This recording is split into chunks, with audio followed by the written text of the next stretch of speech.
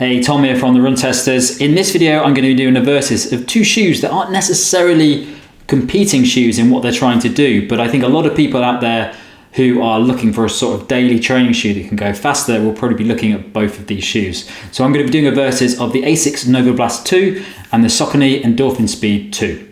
Let's take a look. The Asics Novablast 2 costs £130 or $130. It weighs in at 275 grams or 9.7 ounces for men in a size 9, and the drop is 8mm. The Saucony Endorphin Speed 2 costs £155 or $160. It weighs in at 232 grams or 8.2 ounces for men in a size 8, and the drop is 8mm. The Asics Novablast 2 is the follow-up to the popular Novablast and features updates to the heel for stabilisation, modifications to the Flight Foam Blast midsole foam to be softer with an increased rebound, an updated outsole for greater responsiveness, improved tongue fit, and a wider base to add stability when landing. It's a shoe designed for comfort and cushioning over training miles, built to tick a lot of boxes for runners looking for an all-rounder shoe that will handle training at different levels. The Saucony Endorphin Speed 2 is a shoe designed to offer a bit of everything, although the main focus is faster efforts and even racing.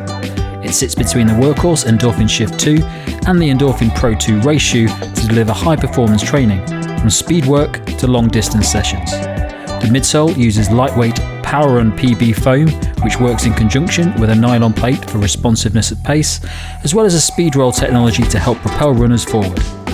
There's also an XT900 outsole with reinforced sections across key areas to increase durability, and there's a form-fit upper design to produce a secure, lockdown fit.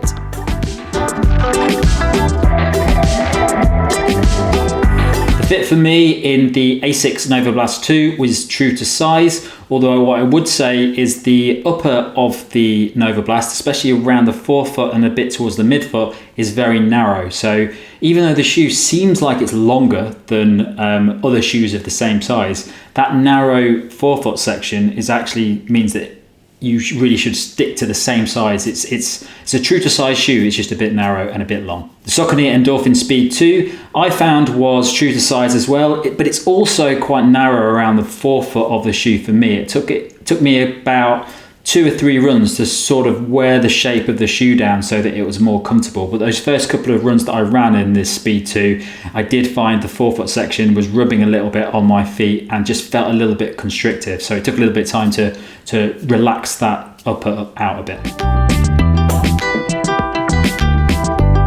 So the reason I've picked these two shoes is not because they are comparable shoes. A lot of people will be watching this video thinking, well, the Speed 2 is designed for speed and the Asics Novablast 2 is designed for sort of daily cushioned miles.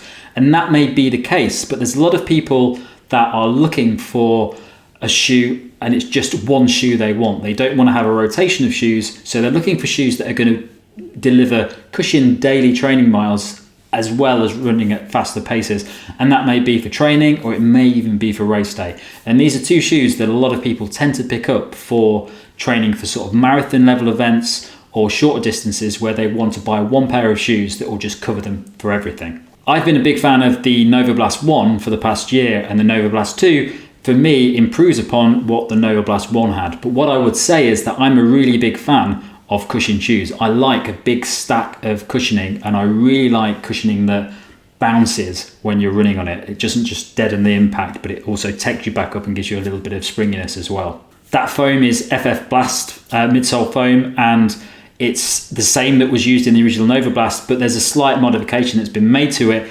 in that it's been made to be a bit wider. One of the major issues that existed in the original Novablast was that these thin stack of quite high cushioning made the shoe feel very unstable and a little bit wobbly.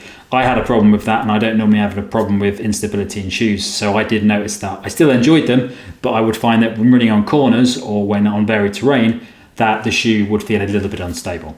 I'm also a massive fan of the Saucony Endorphin Speed 2. I've been using that shoe quite a lot over the past few months, and it's a fantastic shoe if you're looking for something that will cover you from sort of daily training miles all the way up to race day if you want that. But it is a different sort of bounce. It does have a plate that runs all the way through it, and it's got a nice level of foam that sits in the midsole for cushioning and for responsiveness. That Power Run PB foam is the same foam used in the Endorphin Pro and Endorphin Pro 2.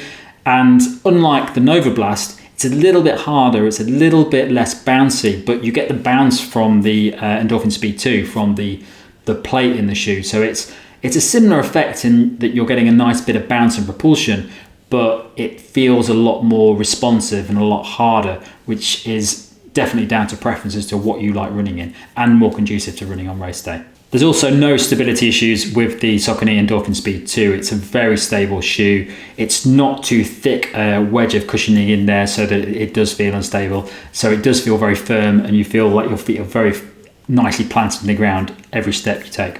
So both of these shoes I would class as being versatile shoes. I'd be more than happy to use the Novablast 2 to run from sort of daily training miles all the way up to a marathon. I think I'd be happy running a marathon in that race if my aim was to sort of cross the finish line in comfort and maintaining a really nice pace across the whole way.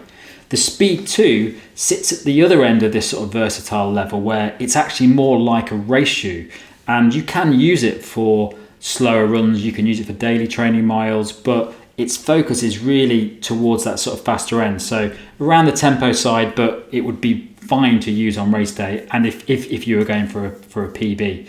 So they're both shoes that kind of sit in this realm between daily training miles and faster paced efforts for me, but the Speed is more towards that end and the Novablast is more towards the softer end where you're trying to just cover off the sort of comfortable miles. Both shoes are very durable. There's quite a nice level of rubber that sits on the outside of the midsole for the Novablast 2. I've only done about 80k in the Novablast 2 so far, but the Novablast 1 I ran in well over 180k, and the durability of that shoe is really good, and I didn't find the midsole or the rubber on the outsole wearing down a great deal on that shoe, so I'd expect more of the same from the Novablast 2. The Saucony Endorphin Speed 2 is also a very durable shoe. I've only done about 100k in it so far, but there's very little signs of that wearing down. There's a nice level of rubber on the outsole as well, which just covers the right areas of that midsole foam to protect it against wear and tear that you might get when out doing daily training miles. I'd definitely say that the Speed 2 feels faster. It's a shoe designed for speed, and it definitely does a great job when you're training at pace or whether you're doing a track training session or anything like that. But I'd also say that it does a very good job for daily training miles as well. It's just a very nice, enjoyable, versatile shoe. But I would say that for me, it doesn't have the cushioning that I'd like for daily training miles, which is why I'd veer more towards the Asics Novablast 2 for the sort of comfort over those miles where I'm trying to clock up a lot of miles over my training plans. So the verdict for me is a really difficult one because I'm classing these two shoes as shoes that if you want to buy one pair of shoes to cover you from training all the way up to race day, these are a couple of options that you've got available to you. I think that if you are focused on speed and you only want one pair of shoes, the Speed is obviously going to be that shoe. It's going to be a great shoe to get if you want to really pick up the pace, really start to focus on your PBs. You don't want to buy multiple shoes, so normally you might maybe get the Speed 2 and then maybe get the Endorphin Pro 2 or the Vaporfly or the Alphafly. But if you just want one shoe, this could kind of cover you nicely into those daily training miles all the way up to race day. But if you really want to do sort of recovery runs and really slow, long efforts, it might just lack the sort of cushioning that you want from a daily shoe.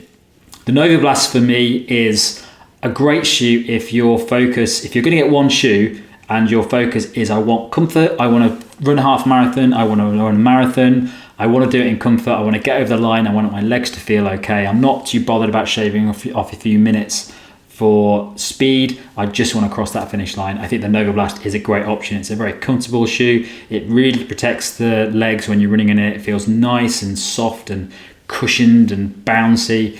And it's just a very fun shoe to wear, whereas the Speed 2 is a little bit more serious. So I think for me, if you're looking at one shoe to get, it really comes down to what your focus is. If you want to break those PBs and go faster and faster with one shoe, the Speed 2 is a great option.